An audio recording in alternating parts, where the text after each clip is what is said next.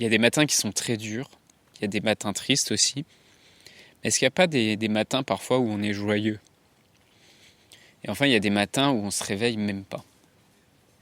Ces matins-là, comme ça, où l'on rêve. On rêve d'un monde caché dans lequel on pourrait devenir un sorcier. Ça me rappelle un petit gars qui avait grandi dans un placard. Il avait perdu son père et sa mère. Et il paraît que c'est devenu une star. On voudrait avoir des pouvoirs magiques pour aller leur parler à nos parents. On voudrait qu'ils nous racontent un peu comment ça se passe là-bas, s'ils pensent à nous. Ces matins-là, en fait, on rêve d'une vie dans laquelle papa ou maman est encore là, est encore en vie. On rêve aussi d'une vie dans laquelle tout ça, ça serait bien loin derrière nous. On a envie d'être grand déjà. On voudrait pouvoir être confiant ou confiante. On voudrait être fier, se sentir fort. On voudrait aussi être entouré, c'est sûr, de sa famille, de ses amis et de gens qui comprennent surtout ce qu'on vit. On voudrait des gens qui nous soutiennent. On voudrait être en couple, on voudrait être heureux. Et on voudrait peut-être reconstruire la famille qu'on n'a pas connue. On voudrait être là aussi, on voudrait pouvoir être là et pouvoir écouter les autres, les soutenir. Et d'un coup de baguette magique, on voudrait pouvoir faire disparaître leur chagrin. Il y a des matins comme ça où on voudrait juste rêver. Dans un monde où la question de la mort est souvent taboue, où vivre un deuil signifie encore être jugé, provoquer de la gêne, de l'incompréhension, quand ce n'est pas de la pitié, la grande question est celle-ci. Comment des orphelins comme nous, qui avons vécu très tôt la mort d'un parent, qui ne voulons pas porter ce poids sur nos épaules toute notre vie, ni qu'il impacte nos relations actuelles, comment nous pouvons y donner un sens nouveau, construire des relations plus profondes, et surtout, comment nous reprenons le pouvoir sur nos vies? Mon nom est Johan, et bienvenue chez les Orphelins Résilients. Alors bonjour à toi, ça me fait vraiment plaisir que tu reviennes écouter ce podcast. Pour ce 3e épisode, aujourd'hui j'aimerais qu'on aborde un sujet dont on parle trop rarement quand on parle de deuil et d'orphelins. Pourtant c'est un sujet qui moi me tient beaucoup à cœur. C'est le sujet des rêves en fait. Le sujet des envies, des aspirations, des projets qu'on peut avoir quand on est orphelin. Et pour beaucoup de personnes, ça va sembler complètement absurde de parler d'envie. Comment tu peux venir me parler d'envie, d'avenir, quand mon passé a été anéanti? Et moi je crois qu'en fait la dignité c'est la dernière chose qui reste aux gens quand on leur a tout confisqué. Et que la dignité et le droit de pouvoir rêver, c'est des choses qu'il faut chérir et conserver précieusement. Le droit de rêver, le droit de, par petit pas, jour après jour, continuer à avoir de l'espoir.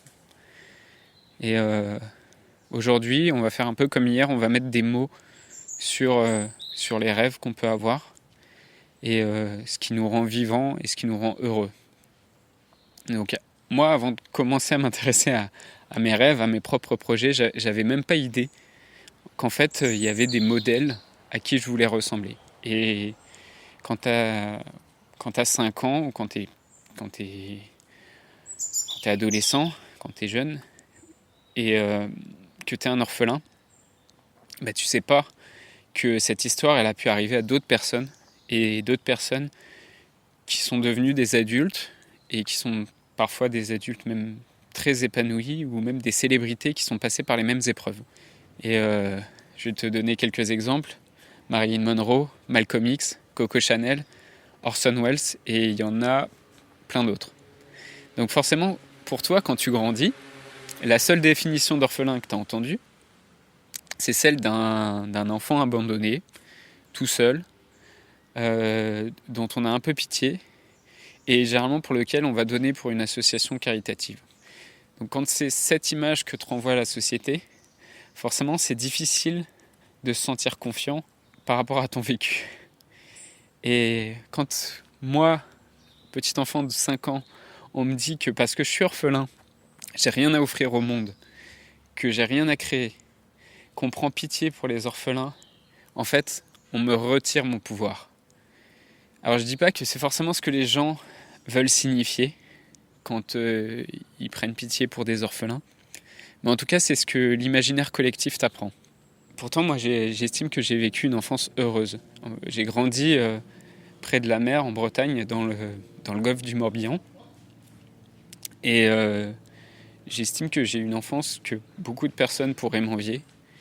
Et en tout cas, je suis si fier de mon enfance. Et en grandissant, j'aurais bien aimé rencontrer un orphelin devenu adulte qui aurait construit une vie inspirante et formidable et qui me dise « Je comprends tes douleurs, je comprends tes difficultés. Je sais que le chemin sera dur, peut-être il sera long, mais en tout cas, il y a une issue.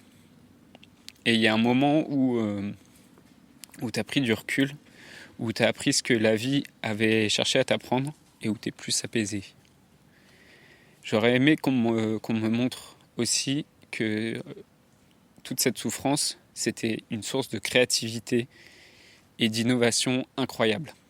On n'en parle pas très souvent, mais l'innovation, elle apparaît pas parce que quelqu'un est dans des circonstances idéales, que tout va bien dans le meilleur des mondes. L'innovation, elle arrive. L'art se crée à cause de la souffrance. Et donc, quand on sait accueillir cette souffrance, c'est quand on apprend à l'écouter, c'est là qu'on peut créer des choses aussi merveilleuses. Et j'ai découvert très tard en fait qu'il y avait des personnes, orphelines ou pas, qui pouvaient m'inspirer. Et moi, depuis que je le sais, je m'en sers pour écrire mes rêves, pour écrire mes envies. Et c'est ça qui me donne de la force, c'est ça qui me rend le pouvoir en fait qu'on m'avait retiré.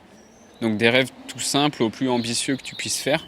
Je crois que la plus grande difficulté qu'on rencontre en tant qu'orphelin, c'est de se sentir seul et incompris et d'avoir des difficultés dans les relations. Et donc pour moi, les rêves les plus simples mais importants qu'on puisse faire, c'est par exemple, tu es célibataire mais tu aimerais pouvoir trouver l'amour ou construire un couple heureux.